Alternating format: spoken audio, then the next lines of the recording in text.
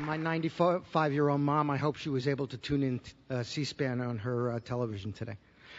I have a great job because on behalf of the entire Hofstra community, and I mean our trustees and our faculty and our wonderful students and our staff and administration, and the more than 110,000 graduates of Hofstra University, I get the honor of welcoming all of you to our campus this evening for the final presidential debate in the 2008 election, and perhaps a history-changing moment in American history. Above all else tonight, I have one message, and that is to express Hofstra's very deep appreciation to the Commission on Presidential Debates for conferring this great, great privilege on us. Obviously, along with great privilege comes great responsibilities, and we have taken those responsibilities very, very seriously.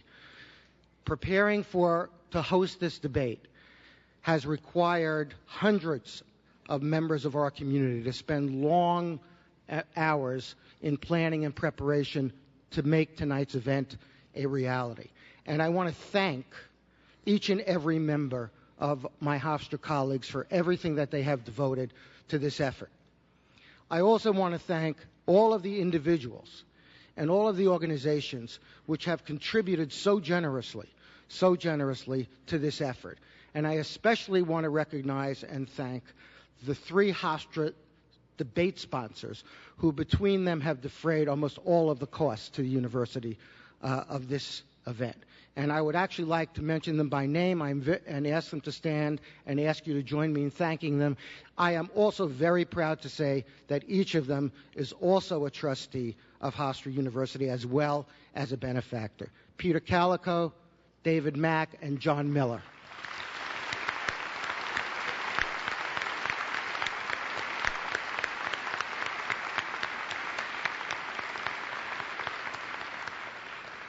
Over the past year, I have been asked countless times about why Hofstra undertook these very significant efforts and incurred these very significant expenses.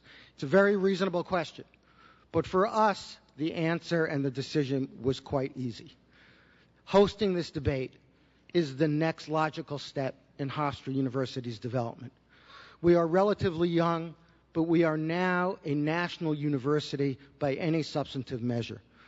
Of our student body of 12,000, more than 12,000 undergraduate and graduate students, they hail from 49 different states and 73 different countries. And as Frank mentioned, we are very, very confident that our soon-to-be opened new medical school, established in partnership with a great health system, the North Shore LIJ Health System, will continue this trend and will attract to this university world-class students, world-class physicians, and world-class scholars as well. And of course, as Frank also mentioned, our academic focus on the study of the American presidency is already well established and well known, and particularly the Calico Center for Presidential Studies as well. Most importantly of all, however, there's one overriding reason that we host this debate, and that is for our students. Our students are among the brightest and the most civically engaged college students in America. We at Hofstra believe our mission is not only to teach our students, but also to inspire them to be active participants in the democratic process that we are all so fortunate to enjoy.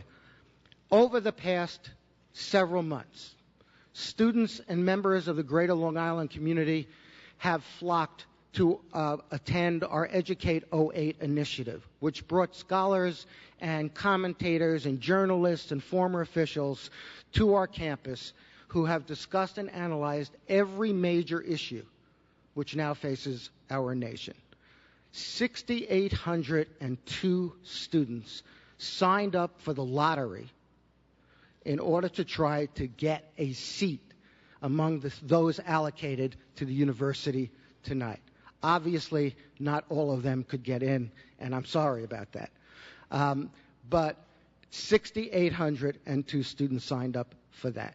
So all I can do to make sure more students see it is to give up my own seat to one of them. So I am adding one more seat. I will go watch the debate at one of our 5 remote broadcasts and locations tonight with some of our students. So let me simply close by saying again how proud we are, really proud to be a part of the making, a very small part, but a part of the making of American history. In fact, we're so happy about it that if my wish came true, I would be welcoming you back to our campus again in the fall of 2012 for another presidential debate at Hofstra. Thank you very much.